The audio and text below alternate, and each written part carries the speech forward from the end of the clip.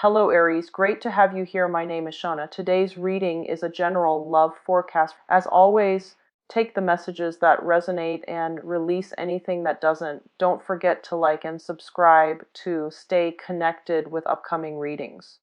Let's see what's headed your way, Aries. Yourself, don't get too crazy. And especially, with the drinking and driving, okay? Just make sure you have a designated driver. So I'm not going to lecture too much. We have a lot to get through.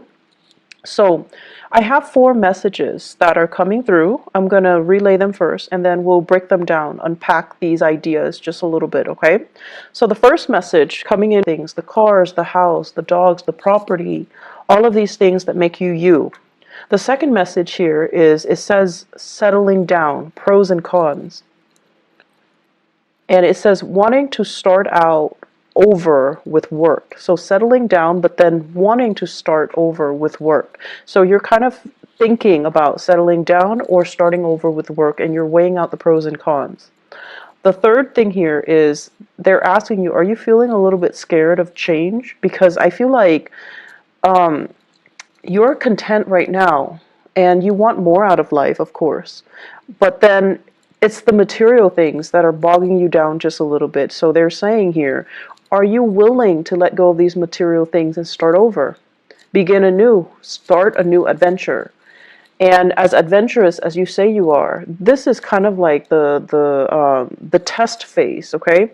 Are you really gonna, take up the opportunities and just prove to yourself that you're adventurous and you're still willing to embrace new opportunities, or are you so bogged down with these material things? The fourth and final message that I have here is for those of you in relationships that have not really, that I guess, like, I'm seeing patterns in relationships for you guys, and what they're saying here is you're not sure what you want. You're not able to attract exactly what you want, mainly because you don't know what you're looking for, okay? So basically what this means is a little bit of introspection is necessary for this month, but I don't see the energy being contained just for this month. I feel like it's a very, very big year for you to understand and figure out what is it that you're looking for, what is it that you want, what it is that you need to know about yourself, your needs, your desire, in order for you to figure out what you want. So it's an opportunity here to kind of dig a little bit deeper and go inwards and try to figure out, who am I, and what is it that I'm really looking for, because you're kind of grabbing things and just what other people want. You kind of delude yourself into thinking, okay, well, that person has that and their life seems splendid and stable, and they seem very successful, and they seem pretty happy with their relationship partner, so maybe that's what I want too.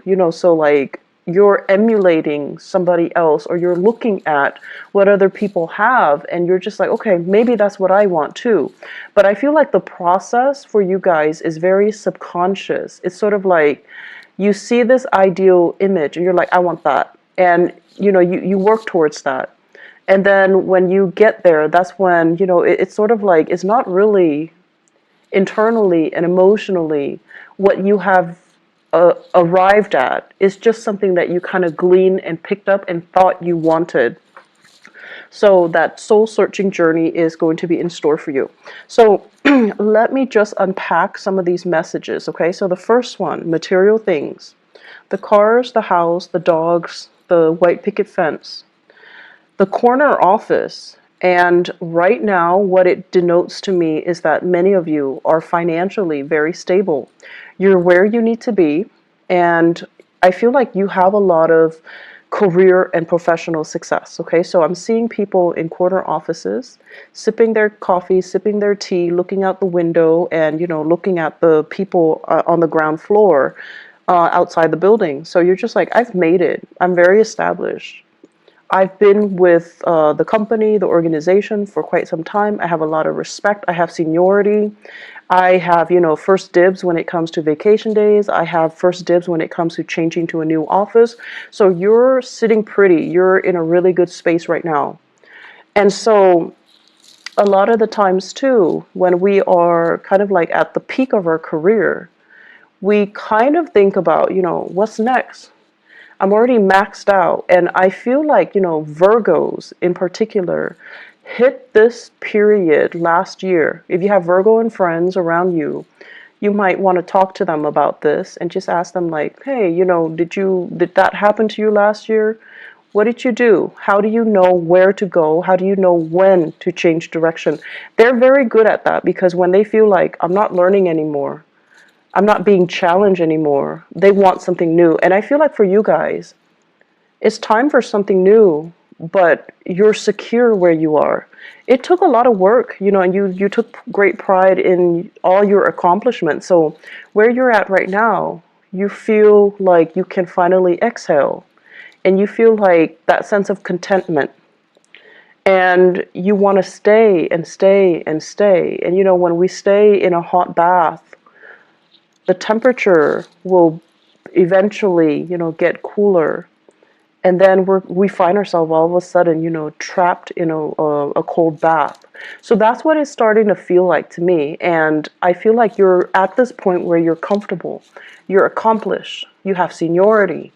And it's important for you to start thinking about the next step. Okay, it's important for you to stay ahead of the game. And I know that where you are right now, people look up to you. It's very flattering. People look up to you, people respect you, people want to be like you. But I also feel like you would be shortchanging yourself if you don't allow yourself to shift to a new position, a new situation where you can grow, where you can learn, where you can even have more responsibilities.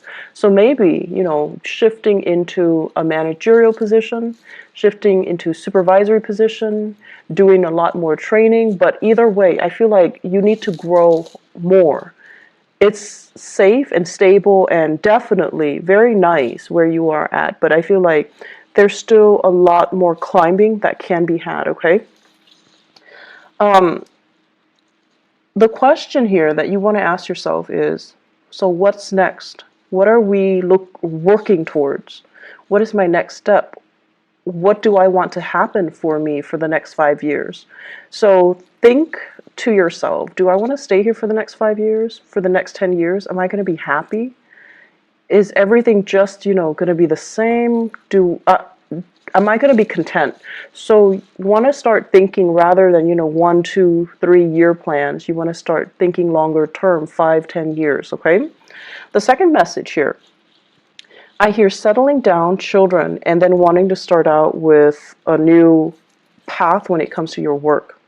Many of you have opportunities to travel and relocate for a very big, prestigious, gig, okay? So this is like traveling in order to relocate and finding like an ideal job. And the transition is going to be amazing, okay? It's going to be very phenomenally good for you, for the family. And even if you're making this move on your own, I feel that it's the right move. I'm seeing a lot of people like heading in the eastern direction and northeastern direction as well. So west heading east. And I'm also feeling as well, it's this process, settling down, wanting love, wanting to have children, wanting to have a family, because right now you're kind of like, at the top of that mountain. You feel really good. You feel very financially secure. And for some of you, it's not so much about what's next professionally, but more about what's next emotionally. I'm ready right now. I'm settled. I don't want to climb anymore. I want somebody to share this beautiful view with. I want a lover. I want family, and I want to settle down and have that sense of family. But then you're also wondering, if I were to, relocate, is that going to interfere with this family situation? So there is that push and pull factor, I feel, coming in for many of you. So you want to really think about, what it is that you're looking for, because I feel like it's like floating around you. You're kind of looking at other people and their lifestyle and emulating what you see rather than, really asking yourself, am I wanting that because of what I see somebody's version of it or vision of it? Or do I need to create my own? So I feel like that's really important for you to have that sense of authenticity, of that sense of individuality in the things that you're creating. Otherwise, you're just, creating a replica, and you're not going to be happy, with a copycat version of somebody else's dream, somebody else's life. So it's really important to authentically ask yourself, to like have your own sense of authenticity in the things that you do and the life that you're trying to create. Third thing coming in here, are you a little scared of change? So, Aries, this is not something that I would expect to see for you ever. And this is not something that I feel, you ever want to admit to other people. Okay? However, around, our solar return or birthday time, we tend to have this moment where we kind of take stock, okay? So then we kind of like have this internal dialogue with ourselves.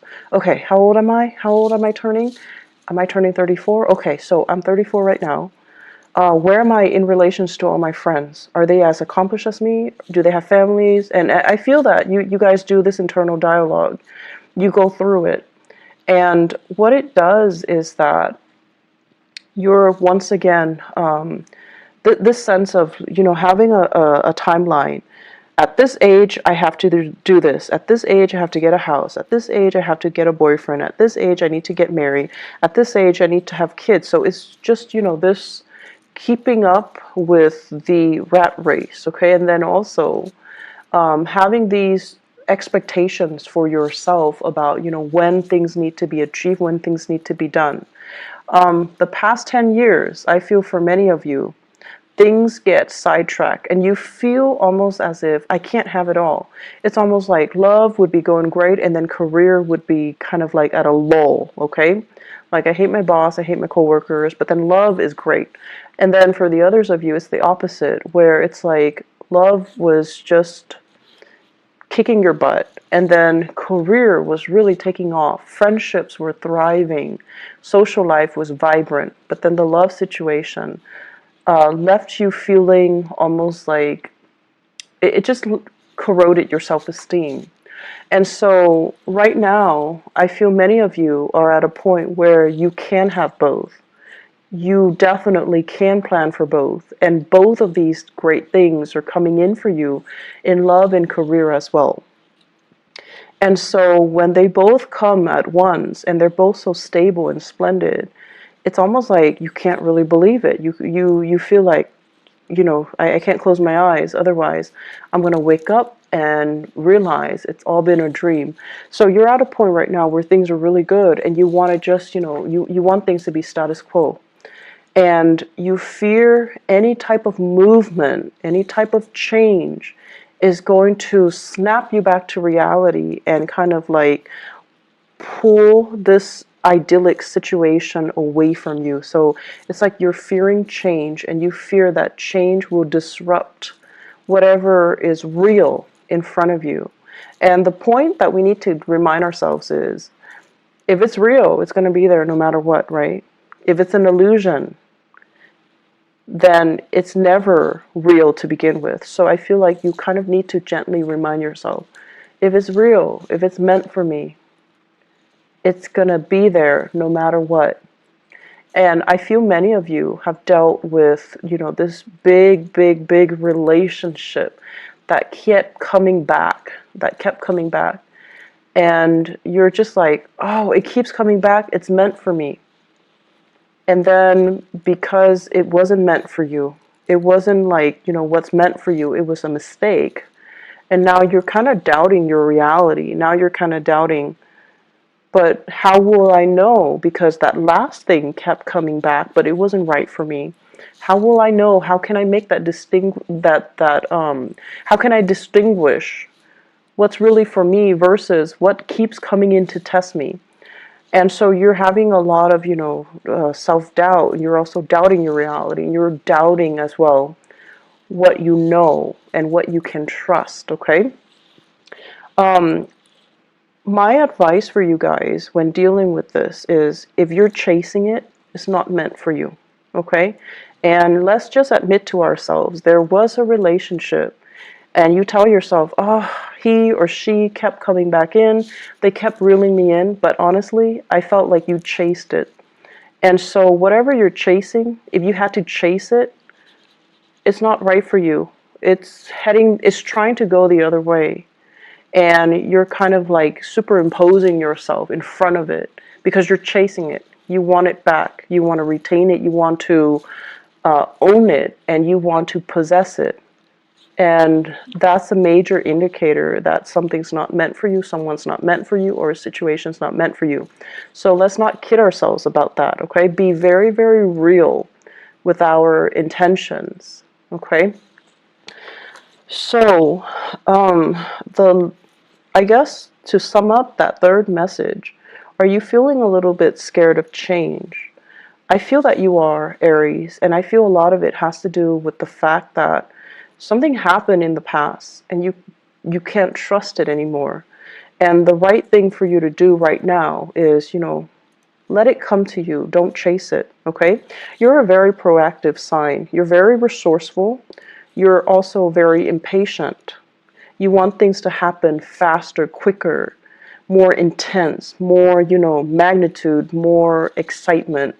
And so you tend to chase after things, and that's not the way things work. We can't really push and expect to get a good outcome, okay? So just be patient a little bit and let it come to you, okay? So the final message here is, first of all, they mention as well, you're not sure what you want. You're not able to attract what you want because that process about knowing ourselves, figuring out what we need, and being very, very honest with ourselves when we have these internal monologues, we need to have that self-honesty in order for us to really know ourselves, and in order for us to, once we know ourselves, to be able to attract things that, not only things that we want, but things that are actually very good for us and that can help us grow as a person, okay? Well, as humans, we always have things that we want, but are they good for us? Probably not all of them are going to be good for us. So the right thing to do is trying to distinguish, what are actually good, like what things out there is actually good for me, and then what's really going to help me grow. So I feel like that's what you're going to need to, at the end of the day, ask yourself. And then you're going to also need to learn to be patient and also understand that not everything that you want, not everything that you possess or you crave and you want to cling on to is going to be good for you. So distinguishing between what you want and what's really good for you is going to be really important. And as I'm saying this, I'm hearing you guys say, but I want it, so it has to be good for me. And the things that you want, it's so, like, the desire is so strong because, when you see something that you like, you beeline for it, right? Like you make like this full focus all of your energy, your entire being, and you go after that thing. So it's like an arrow. That's what it feels like to me. Like you're so focused and fixated on it, on that desire, on that sense of like, I want that. I want to possess it. I want to own it. I want to grab it. And you kind of don't think about, is it good for me? Okay, so it could be a person, it could be a thing, it could be whatever it is that's not really good for you that you kind of go after no matter what. So let's really think about, in the spirit of growth, how is this thing, this object, this person, this desire going to help me grow? How is it going to make me a better person? And then operating from that space where you're learning to kind of like control that desire and then telling yourself, maybe another day, maybe in like a different time, maybe when I'm in a different place in my life. And as I say that, I'm seeing that many of you are like, thinking about parenthood, motherhood, fatherhood, and you're just like, I really want that. But maybe the timing is not right. So you want to just, calm down a little bit and tell yourself, maybe later, maybe at a different time, maybe when we're both a little bit more stable, or maybe when my partner is sure, or maybe when I'm sure. Okay. And then I'm also seeing as well, for others of you, this sense of like, I see you looking at pictures, social media pictures of other people with this fairy tale, family ideal life. So some of them are like world travelers where they're going to different cities and everything looks very exotic. And they take these stunning pictures and you're just like, I want to have that life. And then you look at the pictures, and what you fail to see is that, first of all, the pictures are contrived, but I know that you're smart enough to know that. The pictures are contrived, okay? But then also, the people in the picture, it's a picture of them in a new landscape. And they feel kind of lonely, right? They feel kind of lonesome, and the picture just feels very staged. And so you're looking at things on the surface, but then the next time you see it, you have to ask yourself, are they really happy there? It feels a little bit lonely and it feels a little bit empty. So is that really the life that you want? And then for others, looking at people who have, family portraits, like they have dogs, children, and the love of their life, their husbands, their wives, their significant other, whatever it is, and it's like this idyllic picture. And what you also fail to see is the work necessary, the compromise, the labor pains, the, late nights staying up with a sick child, and all the arguments and the disputes between a significant other. All of these things are normal human experiences. And in order for us to create and live happily ever after, it requires a lot of work. It requires a lot of sacrifice, and it requires a lot of letting our ego to the side so that we can really understand what our partner wants. Okay, and I feel like you're not really seeing that either. One last thing, message that I want to leave you guys with here is I feel like, so this is, it's a little bit difficult for me to unpack, so let me try to do this. First of all, I see many of you telling yourself, once I have that perfect partner, once he or she shows up in my life, I'm going to quit my ways. I'm going to quit going out. I'm going to quit, staying out late, drinking, blah, blah, blah. And I'm going to become a little bit more domesticated, a lot more reliable. I'm going to do everything by the book once that perfect person appears in front of me. And then you're looking for somebody that is very similar to you. Exciting, fun, life of the party, and just as dynamic as you. Because you don't, like, you're very other oriented too, but you also need a lot of stimulation from your environment. And then when you meet that same person that is exactly like you, I feel like this sense of possessiveness wants you to have them be a little bit more domesticated. So you want them to stay home. You want them to exclusively to yourself. You want to spend more time with them. You want them kind of like contained within the confines of the relationship. But because they're so, you like them because they're independent, because they're strong mentally, because they don't take things lying down, because they're not a doormat, because they're just, as individualistic as you are. So they don't like to operate under the rules and the confines that you give them.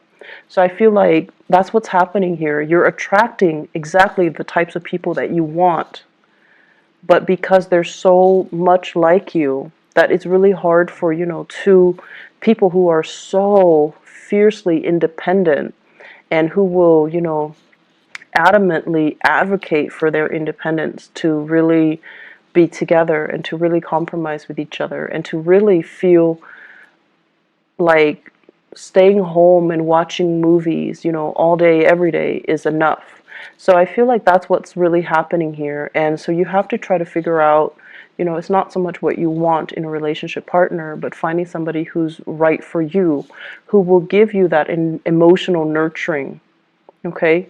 You need stimulation from your environment, or you want stimulation from your environment, but what you really need is for the environment, you know, to be a little bit more nurturing, caring. So you need to surround yourself with people who are a little bit more emotionally available, who are a lot more caring, nurturing, and I want to say considerate as well, and won't rebel so much when, you know, when you want to be with them. So that basically means you want them to be emotionally available when you need them. I'm seeing people who are dating air signs, so Aquarius, Gemini, and Libra. I'm also seeing people as well going through the dating environment, and you have a few options. Like, you're still dating lightly and you're still trying to figure each other out, which is good. And I feel like this can be the one for you. It's the beginning of something good, and it can go really well. Okay. I'm feeling as well, if you have children, there's a little bit of they're saying here the pressure is on you. Your partner's going through some difficulties, emotional difficulties. The pressure is on you to kind of like pick up the slack. So it's time for you to step up and, you know, take care of things while your partner handles his or her little emotional slump. Okay. Career is going really, really well. New opportunities, and especially relocating for work and things like that. It's going to be very good for you. Finances, you know, try to curb your spending a little bit. I feel like a little bit of excessive energy for that has been happening actually for the past 3 months. So you want to curb your spending. You want to save up a little bit. You want to stay put, okay? And do a little bit more financial planning, okay? One last message actually that came in, that just came into the picture here. There, I know this sounds really weird, but it's coming out, so I'm just gonna have to say it. They're saying here, really figure out, you know, what you don't know. So if you're having conversation with somebody and they're shouting like all of these things, and I feel a lot of it has to do with current events actually.